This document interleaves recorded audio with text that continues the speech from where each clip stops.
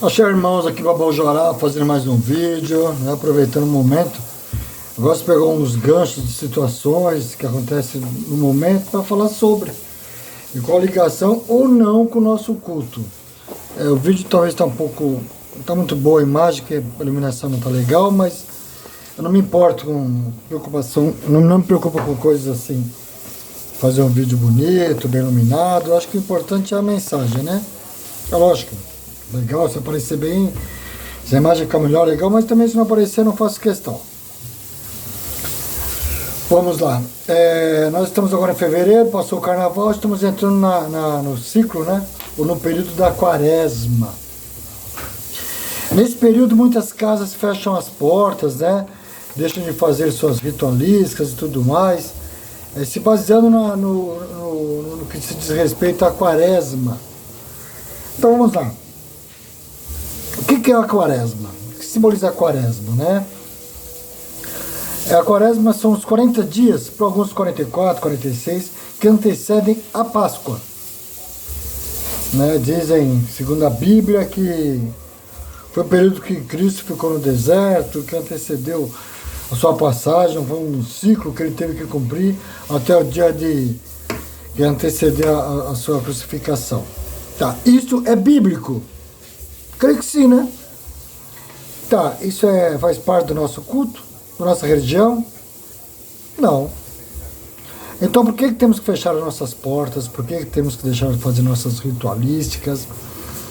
Aí vem, se vocês pesquisarem qual a preocupação dos católicos com relação à quaresma, por que fazem penitências, deixam de comer carne e tudo mais.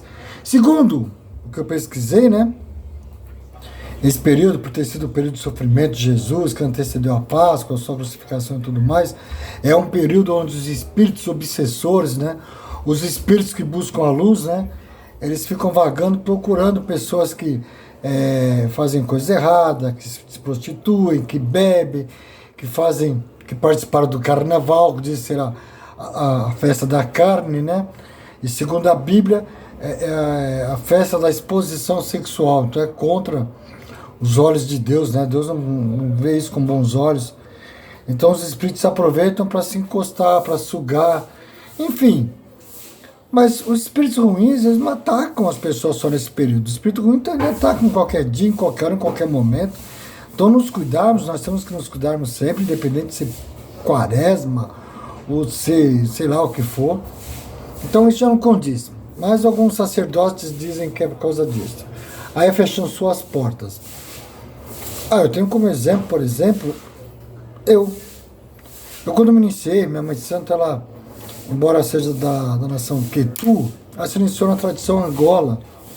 Ela foi iniciada pelo finado Kayalosmi, ou Yolosmi, que é de Angola, deve ter ouvido falar do meu finado avô, mas depois migrou para o Queto, né? E aí tomou suas obrigações como finado Pai Raimundo do Xoguiá, da Chapelão de Prata, onde eu me iniciei nessa época, nesse período, né? Então eu já passei a absorver o axé de Queto. Porém, algumas coisas eu ainda aprendi muito de Angola, pelo fato de minha mãe de santo ter passado pelos fundamentos de Olosmin, né? No tempo do finado Aniqué, finado Aníbal.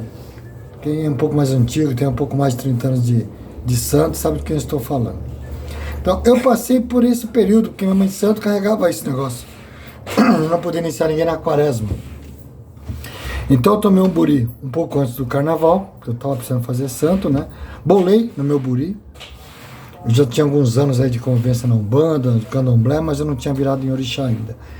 Bolei quando eu tomei buri, mas minha mãe de santo suspendeu o Xangô e disse, não dá para se recolher agora, porque se eu recolher um pouco antes do carnaval, nós vamos entrar no período de quaresma. E para ir de quaresma, a casa fica coberta e eu não faço função nenhuma. Ok, esperei passar a quaresma, iniciei e tudo mais, mas eu fiquei sem entender. Mas como eu vinha, né, de uma certa forma, a tradição de Umbanda, que eu frequentei acho que uns 8, 9 anos na Umbanda, e na Umbanda se segue muito isso. Até inclusive eu vi um rapaz de Umbanda dizendo que na Umbanda não existe quaresma e tal. Eu não sei, pode ser que não exista agora no tempo dele, mas antigamente existia sim. Até a pessoa diz, a Umbanda é de tradição africana. Não, a Umbanda não é bem tradição africana. Ela tem um pezinho devido ao culto de Preto Velho, né? Ao culto dos eguns, dos ancestrais, vamos dizer assim, porque de uma certa forma cultuam ancestrais também. Porém, houve esse mesclar, né? Indígena, católico, mesa branca, a gente sabe muito bem. A Umbanda cultua baiano, cultua criança, cultua índio, cultua cigano, cultua boiadeiros, né? Então tem um pouco mesclado de tudo um pouco. Tem lá negócio de rezas e tudo mais, mas enfim. O candomblé não. O culto tradicional não. O culto leste orixá não. A nossa raiz é a África. Embora nós não façamos exatamente igual à África, né? Porque temos que se adaptar em terras, em uma nova terra, no Brasil, né? Assim como muitas outras religiões, né? Assim como em Cuba também não faz igual à África. Assim como no Estados Unidos, também não faz igual. Assim como tem outro país que eu vou lembrar. Enfim, vou lembrar depois eu falo para vocês. Que também foi levado para lá o culto de orixá. Porém, não é igual à África. Não é igual à África. Né? Jamaica, lembrei, Jamaica. Jamaica não é igual à África. Cuba, que cultua, também não é igual à África. Brasil não é igual à África. Assim como aqui no Brasil, Queto é diferente de Angola, assim como o candomblé é diferente de batuca, é diferente do xambá, diferente do xangô, diferente do tambor de Minas. E tudo vem de África, então não é igual, mas a essência é a mesma. Eu posso até afirmar para vocês que até os próprios negros em África já não fazem mais como antigamente. Existem muitos negros aqui que chegaram há 300, 400 anos atrás, que trouxeram o culto de orixá, que passaram para seus descendentes. Tem muitas coisas que são feitas aqui que na África desconhecem, porque se perdeu. Mas aqui se manteve vivo. Aqui se manteve a tradição. Então eu posso afirmar com certeza que existem muitos negros no Brasil que cultuam orixá melhor do que muitos negros na África. Você gosta de dizer, agora virou moda, né? O culto tradicional, dizer que o candomblé está errado, o candomblé é isso e aquilo. Mas também pessoas do culto tradicional também estão erradas, porque vocês acham que todos fazem da mesma forma? Todos falam do mesmo axé? Não. Existem famílias em África do culto tradicional que discordam de outras famílias também do culto tradicional. Tem pessoas que acreditam em versos de Ifá de um jeito, assim como pessoas também em África que acreditam em versos de Ifá de outro jeito. Assim como evangélicos discordam de evangélicos. É a mesma coisa. Então parem de dizer que a sua religião está 100% certa e a do vizinho está errada. Mas enfim, vamos voltar para o assunto da quaresma. Como eu falei, fui me recolher, minha mãe de santo, né? Se não fazia nada, tudo mais, ok, deixei passar a quaresma, sem entender. Porém, foi estudando. É isso que eu digo, a pessoa tem que estudar, pesquisar e ver o que tem lógica e o que não tem. Aí fui me apurando e vendo que isso não tem nada a ver com o nosso culto. E fui crescendo, alimentando isso. Ó, isso aqui serve, isso aqui não serve. Mais um exemplo. Natal não tem nada a ver com o nosso culto. Outro exemplo, né, que as pessoas fazem muito aí, acham bonito, né? Se glorificam, né? Ah, eu fiz isso, eu me iniciei, a minha mãe me levou na igreja para tomar a bênção do padre. Porque antigamente se fazia assim, isto é tradição. Ah, eu fui bem feito, eu pedi a bênção para o padre. Que bate palmas, olha, parabéns. Você foi bem feito. Tá, qual a ligação, qual o fundamento disso, de levar um iaô para pedir bênção para o padre? A não ser que seja por imposição. Isso era imposição, foi uma imposição colocada lá atrás. Assim como a quaresma. Ou seja, os jesuítas, os padres de antigamente, obrigavam, olha, se você está aqui, o branco está indo na igreja, você tem que aprender a rezar. Abandona os seus deuses, acredita no nosso. Olha, você tem que respeitar a quaresma, que isso faz parte, porque Deus isso aqui. Ou seja, então, tentavam enfiar com ela abaixo a religião, o culto, né, e as ritualísticas deles na vida do negro. Assim como batizavam os negros, o nome de santos católicos. Olha, esquece seu nome, isso é nome pagão. Você vai ser batizado, seu nome vai ser Benedito, Francisco, José, Pedro, Maria, Benedita. Não era assim o nome dos negros antigamente? Porque era o nome de santos católicos. Então a quaresma foi da mesma forma.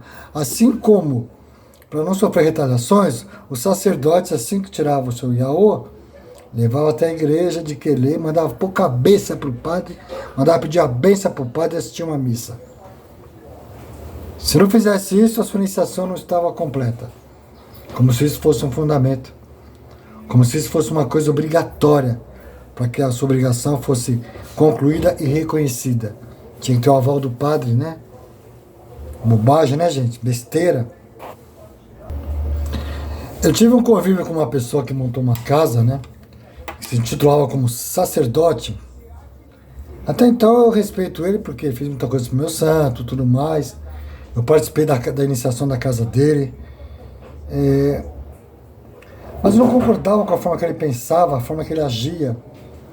No tempo da quaresma, ele ficava os 40 dias na casa dele fazendo rezas, andando descalço, fazendo fechamento de corpo. Eu não conseguia entender, eu falava, por que isso, né? Não, porque isso faz parte da ritualística. Que ritualística? Não, porque eu tenho descendência portuguesa, minha família era católica. Pera, mas eu estou numa casa de macumba, eu estou num terreiro de candomblé, não estou numa igreja católica, numa igreja evangélica. Eu estou ali para cultuar meus antepassados, meus ancestrais, não é para cultuar ancestrais dos outros, não. Mas a pessoa fazia isto. Só faltava ele dizer para mim que eu era obrigado a ir na missa e tomar hóstia, porque não entendia nada, mas, enfim. Era o pensamento dele, né?